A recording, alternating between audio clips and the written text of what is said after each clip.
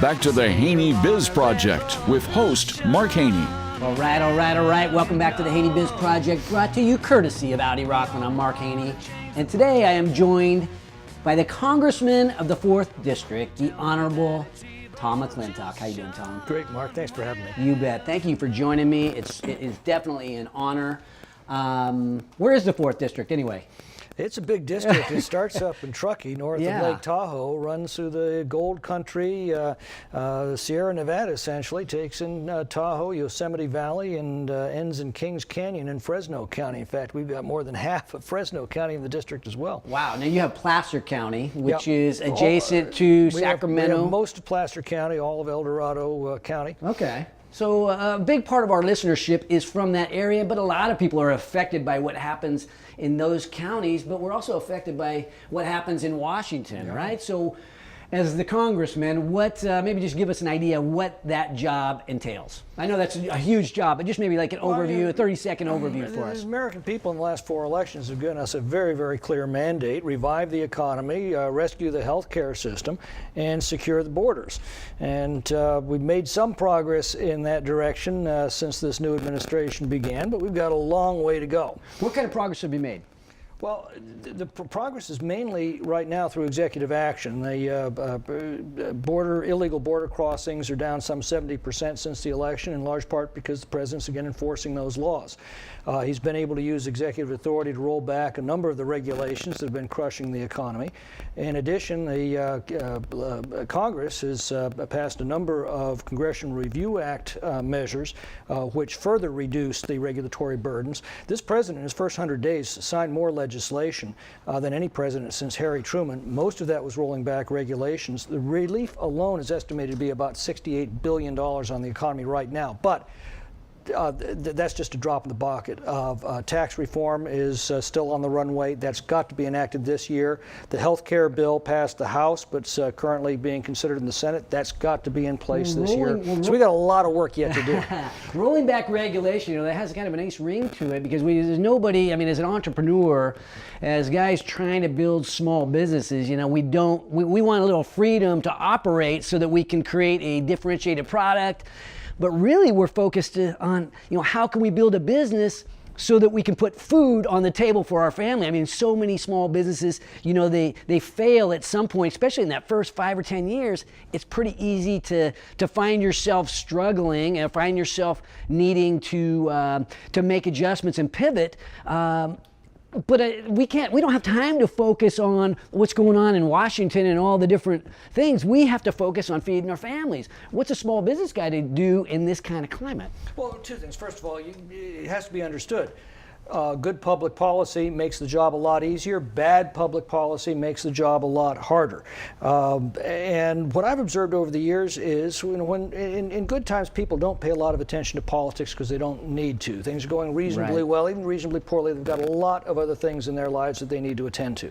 But when a crisis approaches, that's when you see the strength of a democracy emerge. It's one by one, individual citizens come to the conclusion things are getting pretty bad, and as a citizen, I've got to do something.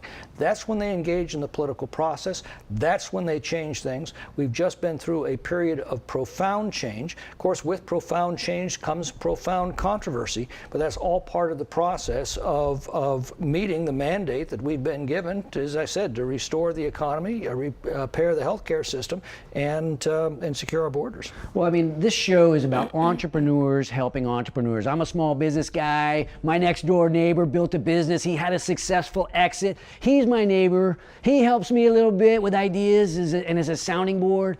I bounce ideas off of him, and we're trying to make that culture sort of take hold here in Sacramento, where small businesses don't have to fail. Entrepreneurs want to help one another. Yeah. And you were talking about that before the show about, hey, maybe neighbors ought to just start talking to one another about what's going on out here. 2 things. Number one, people have to understand that policy is not decided in Washington or Sacramento. Policy is actually decided over backyard fences, family dinner tables, coffee at Starbucks. Once those policy decisions are made by individual Americans, then they are reflected by the government in Washington and Sacramento. So engaging in that process is everything. The debates that go on in Washington are just a reflection of the debate that goes on every day in our community. That's the first, and you've got to be a part of that debate. The second thing to understand is you're not when you're having a close encounter with a federal bureaucracy, or for that matter, a state bureaucracy, you're not in this alone. Okay. If it's a federal bureaucracy, call our congressional office. We have You're in Roseville. Here in Roseville, 786-5560. Here to help. Yeah. Tom McClintock. And the point is, we have an entire division of that office that's specifically designed to assist constituents with the bureaucracies. If it's a state bureaucracy, your state legislative offices, your assemblyman and your senator have the same kind of arrangement in their offices. We can't promise results. That is, we can't force the bureaucracies to do something, but we can make darn sure that we've rattled cages, that we've taken your case to the attention of the bureau, so nothing is going to fall through the cracks. You're going to get due justice from these bureaucracies. But we can't do that if you don't tell us you have a Open door so policy at Tom McClintock's office. You can get him or his team. And I think, like you said, I think a lot of people, I know Senator Ted Gaines has that same sort of like, come, let me help you. I can't promise you the world, but I'm here to help. But as I talk to somebody who's on the national scene, you're one of the most, if not the most respected in your field, I keep thinking about where I get my news from, right? You turn on the TV, or you listen to these talk shows on AM radio, and you hear a pretty one-sided point of view. And I was just thinking, then you hear this stuff about fake news, right? We all know there's fake news. You got the Trump tweets, and I just keep thinking where I get my news. The most valuable news that I get is when I talk to my son about how your day was, right, Marcus? I text you at the end of the day, were you hanging or banging today, right? And I get the news of the day of my family or my grandkids, and what did they learn today in school? That's the news that I care most about. But I have a little bit of time to gather the national news. Where should I get the news from? Well, you've got a wider choice than you've ever had before. That's the best thing about the era we live in today. It used to be you'd get your news from one of 3 networks and that was it, or the local newspaper and there's only one. Now you have a wide range of choices, and I'd advise people to avail yourself of all of those choices. You now have news aggregators that will look at a multitude of different newspapers, pull the most interesting stories.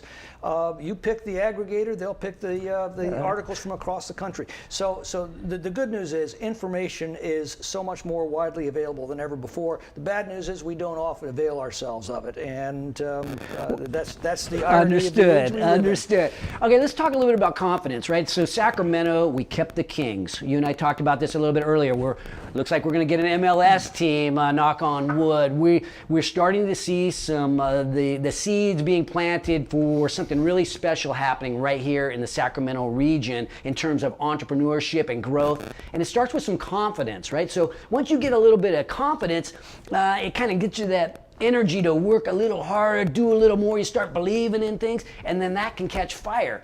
And you see what's happening with the stock market. They call it the Trump trade, starting to happen. Let's assess the state of confidence right now in the American people. Adam Smith, by the way, they called those the animal spirits of an economy. Okay. And said that's a really important part. People's outlook is a very important part of what makes an economy hum. And so I think you're absolutely right on that score. And I think you're right. There's a great deal of anticipation that we're going to see the kind of policies under Trump that we saw under Ronald Reagan, roll back the tax and regulatory burdens that are crushing the economy. Every time that's been done, we've been rewarded with periods of explosive economic growth, not only under Reagan, but John F. Kennedy, a Democrat, did the same thing in the early 1960s with the same result. So we know how to revive an economy. There's a great deal of anticipation. Those policies are going to be put in place. We've got to meet those expectations because those high animal spirits that are running right now on anticipating these policies could come crashing down if it appears those policies are not going to be enacted. So that's the unfinished work, and there's a lot of it. that we have to attend to. And the point that you made about your conversations with Marcus and others, that is everything. Ultimately these things are going to be decided based upon the answer to the question that Ronald Reagan asked years ago. Are you better off today than you were 4 years ago? Yeah. No way a politician or a pundit can spin that answer. You know in your own life what's happening. You know if things are getting better or getting worse. People have got to be able to look at their own lives and say, by George, things are getting a lot better. It's morning again in America. We all know that in the Congress. We all know that we have to act because people are going to have to be able to look into their own lives and answer that question. My favorite Ronald Reagan quote is, all great change in America begins at the dinner table. And I really believe that it does start with our family, whether it be the dinner table or TV dinners or, on the way to Little League. It's the concept of your family being close and being close with your neighbors. One of the things that makes our country different from any other country in the world is the notion of sovereignty. In any other country, sovereignty is established in the government. The government loans the people certain powers. We Americans have a very different view of that.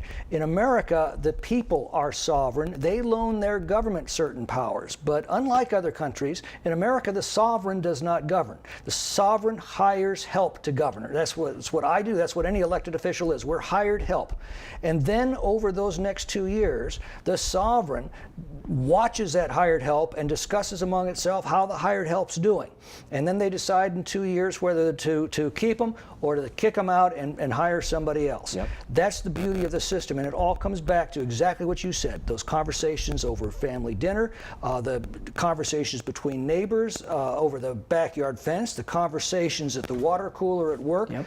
That's where the future of the country is ultimately decided. Then it's simply reflected by the governing institutions. Tom McClintock, I want to thank you for joining us today. Our first show here in my office, so it feels good to have your warmth. I've appreciated your commitment to our military. The first time I met you was 5 or 6 years ago when we were at a Gold Star event together, which is the event for the parents of a fallen soldier, fallen Marine in that particular case. And so I respect and appreciate what you do for not only small business, but what you do for the military veteran community here in our country. Thank you. So thanks for coming. It's an honor for me to do that. Thank you. When we come back, we're going to start drinking. It's about time. We're going to get Grover Lee, Dr. Grover Lee, in the house. He's the founder of the beautiful Wiseville Winery in Lincoln. Join the revolution at HaneyBiz.com, courtesy of Sun System Technology. This is the HaneyBiz Project.